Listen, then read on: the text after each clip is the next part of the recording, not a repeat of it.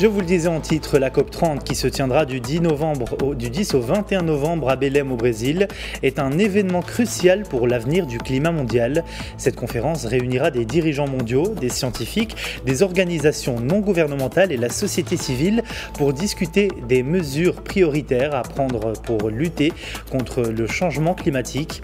La COP30 est donc un rendez-vous crucial pour l'avenir de la planète et pour en parler justement de ses objectifs et des enjeux de ce grand rendez-vous international.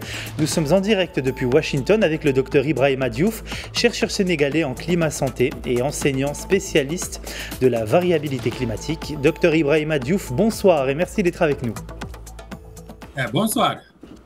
Alors selon vous, quels sont les principaux objectifs de la COP30 et quels sont les défis auxquels elle est confrontée ?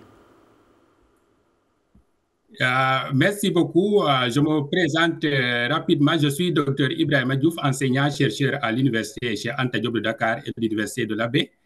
Et je suis aux États-Unis. Je travaille sur les systèmes d'alerte précoce, environnement, santé. Et pour cette COP 21 et pour mes activités aussi, je voudrais rappeler que je contribue à plusieurs initiatives internationales comme nationales et internationales comme le Plan national d'adaptation sur les changements climatiques, sur le Delivering Inclusive Indicator for Global Goal for on Adaptation. Et je suis aussi l'auteur principal sur le chapitre Afrique dans le cadre du 7e rapport d'évaluation du GIEC, groupe d'experts intergouvernemental sur les changements climatiques. Donc, cette COP 30e édition, on appelle 30e conférence des Nations Unies sur les changements climatiques, qui se tiendra à Belém, au Brésil, du 10 au 21 novembre 2025. C'est le seul forum mondial où presque tous les pays se réunissent chaque année pour décider des actions menées face à la crise climatique. Et cette édition marque les 10 ans de l'accord de Paris, 2015-2025. Donc, selon la Convention cadre des Nations Unies sur les changements climatiques, cette COP vise à transformer les engagements en actions concrètes pour limiter le réchauffement mondial à 1,5 degré, conformément aux conclusions du Global Stocktake de la COP 28. Donc, les objectifs majeurs, il s'agit de soumettre les nouvelles contributions nationales déterminées pour d'ici 2035 et alignées sur la neutralité carbone d'ici 2050 et accélérer aussi la transition énergétique avec un triplement des énergies renouvelables et un doublement de l'efficacité énergétique d'ici 2030. Mais aussi renforcer le financement climatique, notamment pour l'adaptation et les pertes et préjudices. Et soutenir aussi les communautés les plus vulnérables face aux impacts climatiques et bâtir la confiance nord-sud pour une action plus équitable. Alors selon vous, Ibrahima Diouf, quels sont les enjeux de la COP30, mais pour l'Afrique ? Oui, pour l'Afrique, la COP30 est une plateforme cruciale pour faire entendre la voix du continent. Donc, l'Afrique contribue à moins de 4% des émissions mondiales, mais subit les impacts les plus sévères, à savoir les sécheresses, les inondations, les vagues de chaleur, les maladies climato-sensibles. Et les priorités africaines sont l'accès direct et équitable au financement climatique, en simplifiant les procédures du Fonds vert et les fonds pour les pertes et préjudices, le déploiement de systèmes d'alerte précoce, climat, santé, agriculture, et le renforcement des capacités scientifiques et technologiques. Et enfin, la coopération régionale à travers le groupe africain de négociateurs pour parler d'une seule voix. Alors, quels sont les engagements pris par les pays pour réduire leurs émissions de gaz à effet de serre d'ici 2035 et quels sont les résultats attendus de la COP30 en matière d'abandon progressif des combustibles fossiles ? Oui, les engagements et résultats, en fait, il faudra, on passe à l'abandon progressif des combustibles fossiles. Donc, la COP30 doit rendre opérationnelle la sortie progressive des énergies fossiles décidés à la COP 28 et les résultats attendus sont, il s'agit de tripler la capacité des énergies renouvelables et doubler l'efficacité énergétique d'ici 2030, mais aussi définir un calendrier clair de décarbonisation, mais accompagner également les pays producteurs via des plans de reconversion et enfin stimuler les investissements verts pour une transition juste.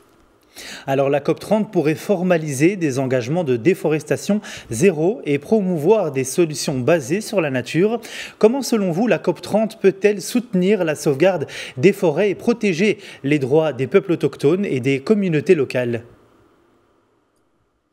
Oui, c'est organisé au cœur de l'Amazonie, au Brésil. Donc la COP30 est considérée comme la COP des forêts et des peuples. Donc, elle doit protéger les forêts tropicales, comme l'Amazonie, bassin du Congo, Bornéo, par des mécanismes comme REDD et des paiements pour services écosystémiques, mais aussi reconnaître les droits fonciers et culturels des peuples autochtones, qui sont les gardiens essentiels du climat. Donc, mais aussi favoriser la traçabilité et la certification zéro déforestation dans les chaînes de valeur et promouvoir enfin une approche One Health liant climat, biodiversité et santé publique. Alors selon votre expertise, comment la COP30 peut-elle répondre aux besoins des communautés contraintes à se réinstaller en raison de la montée du niveau de la mer ou exposées à d'autres dangers liés au climat ? Oui, il s'agit d'influencer la société civile, les jeunes, les chercheurs, les ONG et les peuples autochtones, qui est la science morale de la COP.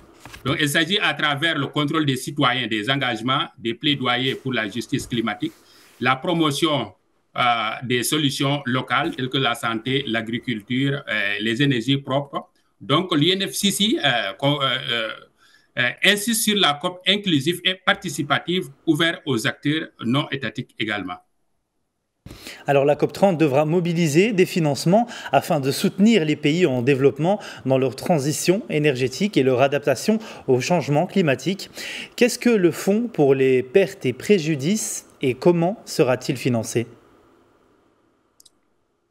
Bon, là, il suffit surtout des engagements pris pour réduire les émissions, mais aussi au niveau des NDCC de 2030 à soumettre en 2025, qui sont au cours de la COP23. Elles visent à réduire les 60% des émissions nettes mondiales par rapport à 2019, inclure des plans sectoriels, vectoriels, du moins vérifiables, et aussi des besoins de financer la technologie nécessaire.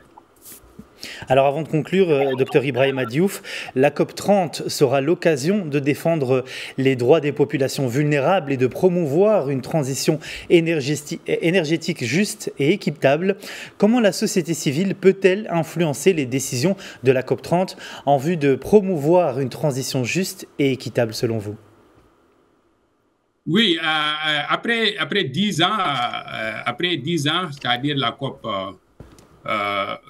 21 de Paris, donc celle-ci est celle de la mise en œuvre. Donc l'Afrique attend des actions concrètes et aussi un financement équitable. Et aussi que ça soit décaissé de manière pragmatique et qu'il y ait la reconnaissance de ces priorités.